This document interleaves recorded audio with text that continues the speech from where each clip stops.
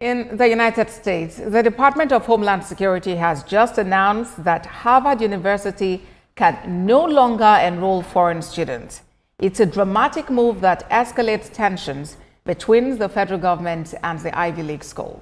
Officials say the change goes into effect immediately, and that means international students currently enrolled at Harvard will need to transfer to another school or risk losing their legal status in the U.S. Homeland Security Secretary Kristi Noem didn't hold back in her statement. She accused Harvard of fostering violence and anti-Semitism and even claimed the school is working with the Chinese Communist Party. She says this move is meant to send a message to other universities. This kind of behavior won't be tolerated. The White House is also weighing in. Spokesperson Abigail Jackson went even further, calling Harvard a hotbed of anti-American, anti-Semitic, pro-terrorist agitators. She says the university has failed to protect American students, and now it's paying the price. Harvard, for its part, is pushing back hard. The university filed suit in federal court in response to the government.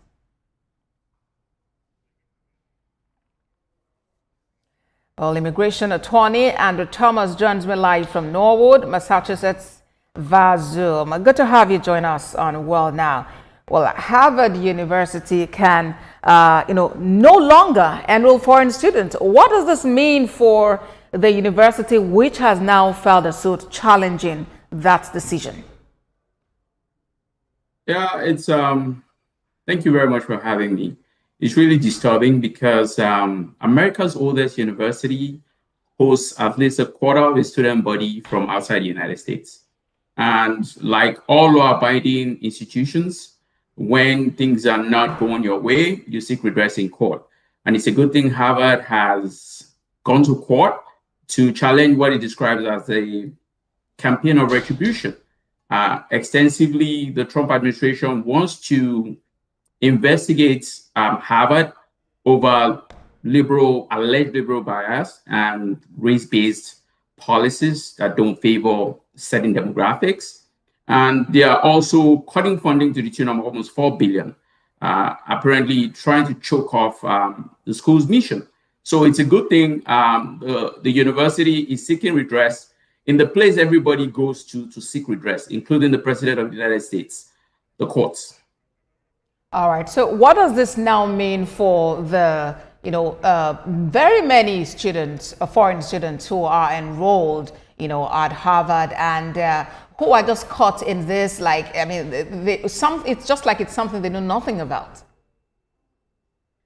Sadly, it's a contradiction. The Trump administration prefers a certain type of demographic, high-quality immigrants, to use their language.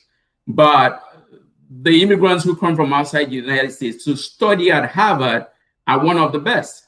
They might not have the resources. Some might be coming on scholarship.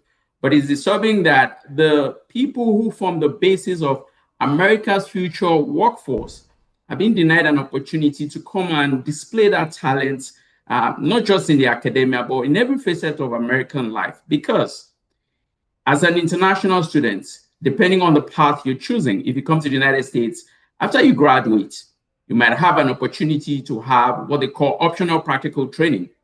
If those who hire you to do that training and work for them like what you do, they can get you a green card, meaning the quality of people who seek to attend Harvard from all over the world are one of the best.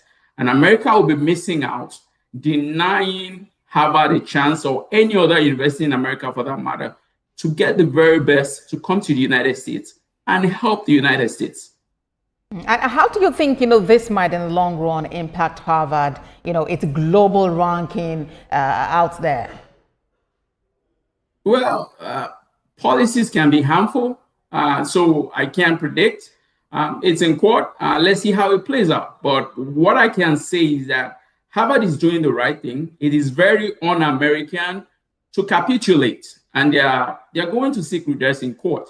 And that is what we'll keep emphasizing, because that's the only place you would find true redress, so that anybody can just wake up with a stroke of a pen to undo what has been a legacy of hundreds of years. Mind you, Harvard is still the oldest university in America.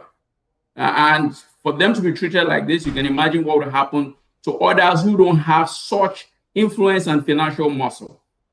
Do you suppose Harvard is being targeted as an isolated case, or do you think that this big stick could also be wielded, against any or some other institutions in the U.S.?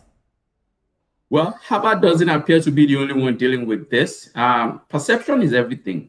The Trump administration gives the impression that they are not targeting elite universities, but it's obvious that there's something they're trying to reset. For them, they believe there's liberal bias in these universities.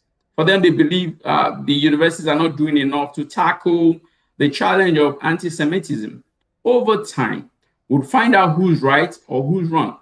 For me, anybody who wants to make policy has to go by due process. If you don't follow the rules, it will get thrown out. So if the Trump administration wants to shape how universities do their policies, they have to do it the right way. They have to appeal, not threaten. They have to lobby, not try to bully. So let's see how it plays out when everything settles in court. Hopefully the Supreme Court might hear this matter too. And at this juncture, what's your advice to the thousands of people out there who are desirous of an international study in America? Like I would always say, America is home to those who dare to dream. One man or one policy shouldn't truncate your plans.